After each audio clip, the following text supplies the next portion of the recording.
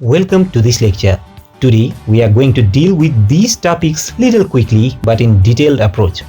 My name is Gunjan Subedi and as always I'll be guiding you in this topic with practical explanation and examples when necessary. Before starting, let me kindly remind you to subscribe to My Lean University, which is my initiative to deliver free and quality professional education to your screen. In the software development process, generally in the big companies, the Scrum process is quite popular. However, we see many companies also implementing the Crystal methodology. So, in this lecture, we are going to study about the Crystal approach of the project management. So, what is Crystal approach of the project management? We know that Agile project management approaches guides us the way to organize the project according to the priority and availability of the resources and the project partners. Generally, in the Crystal approach, the project is guided according to the priority and availability of the project partners, which are the resources to develop any program or software tool. And generally, if we are leading projects based on their priority and based on the availability of our project partners, if we have to select or choose between different modality of the projects based on the priority and availability of the human resources, we use the Crystal approach. So what is Crystal? Crystal is nothing like what we may have in our mind. Crystal is a lightweight and adaptable approach to the software development.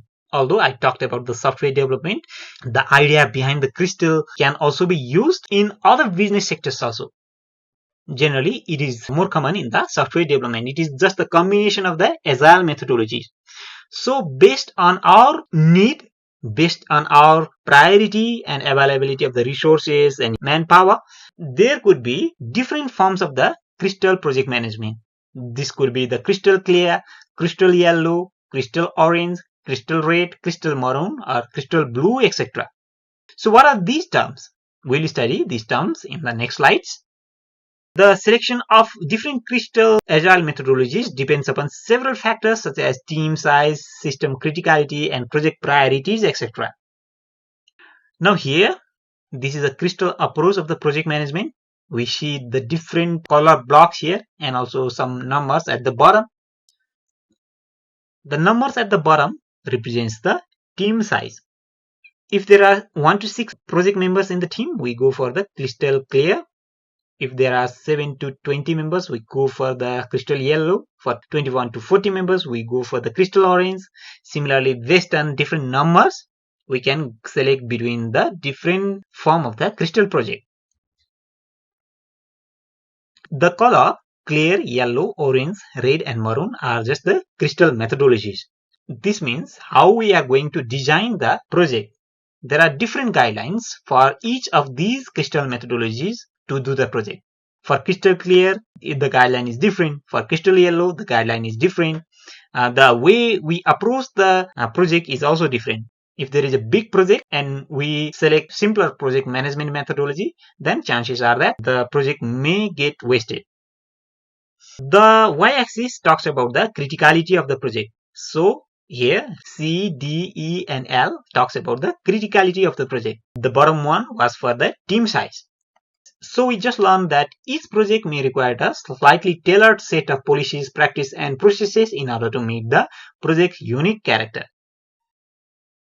We also call these color groups the clear, yellow, orange, red, maroon, and there can be also blue. We call them the Crystal families. On the y-axis, we select the projects on the basis of the criticality of the project. Criticalities are based on what might be lost because of the failure in the produced system. For example, starting from the bottom, if we fail at the level of C or the comfort level, our comfort on doing the project is lost. And when we reach the D level, our discretionary money or the money that we can just use for non-essential items may get lost. If we reach the E level, there is a chance that the essential money that is set for the project may get lost, and the L level is for the life level. That means if we fail at this level, the life of the project may be ended. That means our project may get doomed. So these criticalities are based on what might be lost if any failure is produced in the system. Now if I say that the project is running in L80, what does it mean? L is the life level. L means life. And 80 means the team size of the project is 80. So it means that if we are running in the L80 level of a project, if we are operating on that level, it means that our project is moderate to large one because it contains the 80 members, and this project is in a very critical level. If we fail at this level, the life of project may be ended. So this is what L80 means. So if I say E6, we are operating at the criticality of the project at the essentials money level. We may have started from the C6 and the project started being a little complex and the cost generally started getting adding up, and we reached the essential money stage. And if we fail at this stage, chances are that we will not have money to complete the project smoothly.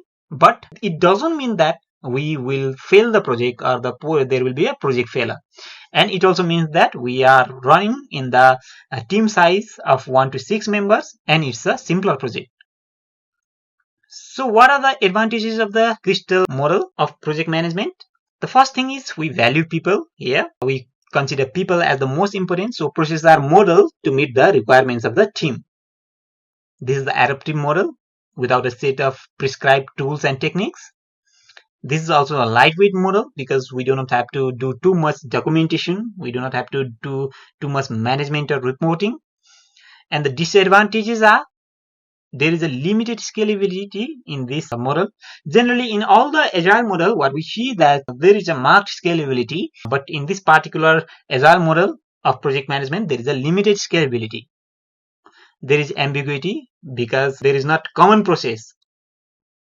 And applicability is also not good for highly critical systems, and there is over dependence on the interhuman communication in this type of Agile model.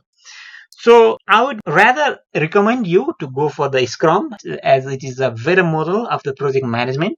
But nevertheless, this crystal methodology have been used in many organizations worldwide.